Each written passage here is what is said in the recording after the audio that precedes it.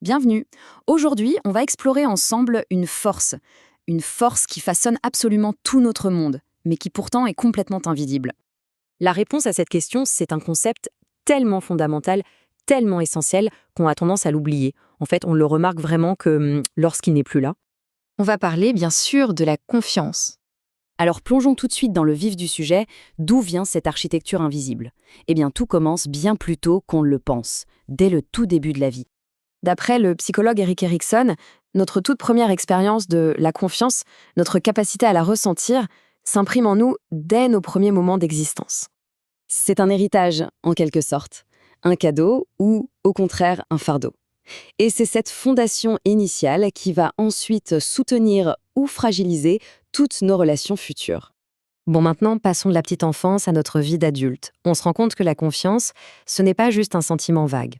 Non, c'est une structure vraiment complexe, qui repose sur 3 piliers bien distincts. Alors, regardons d'un peu plus près ces 3 piliers. C'est en les comprenant qu'on saisit comment se crée une connexion vraiment solide, une connexion qui dure. Le premier pilier, c'est la compétence. C'est assez simple, c'est croire que quelqu'un sait faire son travail.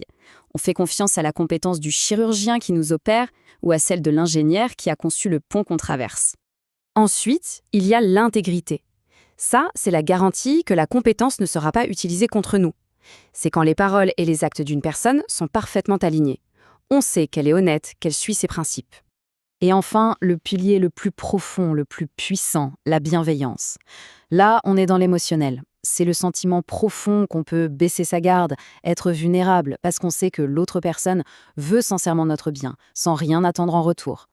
Ce qui est absolument fascinant, c'est de voir comment ces 3 piliers, qui sont très personnels, s'appliquent en fait à une échelle gigantesque pour construire nos sociétés tout entières. Pensez-y une seconde. Chaque fois qu'on traverse la rue au feu vert, on réalise, sans même y penser, un acte de confiance absolument colossal. Oui, on a foi. Foi dans le fait que des milliers de conducteurs, de parfaits inconnus, vont respecter le même code, la même petite lumière rouge. C'est ça qui fait que tout fonctionne. C'est le même principe quand on va au restaurant. On accorde une confiance implicite, presque aveugle, à toute une chaîne de personnes qu'on ne verra jamais. Exactement. De la personne qui a cultivé les légumes au chef qui prépare le plat, tout notre système économique moderne, des achats en ligne à la sécurité alimentaire, n'est en fait qu'un immense château de cartes bâti sur cette confiance. Mais voilà, après avoir construit cette immense structure, si essentielle à nos vies, on doit se confronter à son plus grand paradoxe, sa plus grande faiblesse, son incroyable fragilité. C'est ça le point absolument crucial. Il y a une asymétrie presque tragique dans la façon dont la confiance fonctionne. La construire prend des années de patience, d'effort. La détruire, ça ne prend qu'un instant. Une seule erreur, une seule trahison.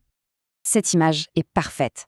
Et elle nous rappelle que même si on essaie de recoller les morceaux, les fissures, elles, seront toujours là, toujours visibles. Tout ça nous amène finalement à un choix fondamental sur notre façon de vivre. Parce qu'au fond, une vie sans aucune confiance, c'est une vie en solitaire. C'est une prison qu'on se construit soi-même, faite de peur et d'isolement. Ça nous coupe de tout, l'intimité, l'amour, la collaboration, bref, de la joie de se sentir en sécurité avec les autres. La question est là. Choisir de faire confiance, par définition, c'est accepter le risque d'être blessé. C'est se rendre vulnérable volontairement. Alors, vulnérabilité ou force? Eh bien, peut-être que la réponse, c'est que la confiance est les deux à la fois. Et c'est justement ça qui fait toute sa beauté et toute sa puissance.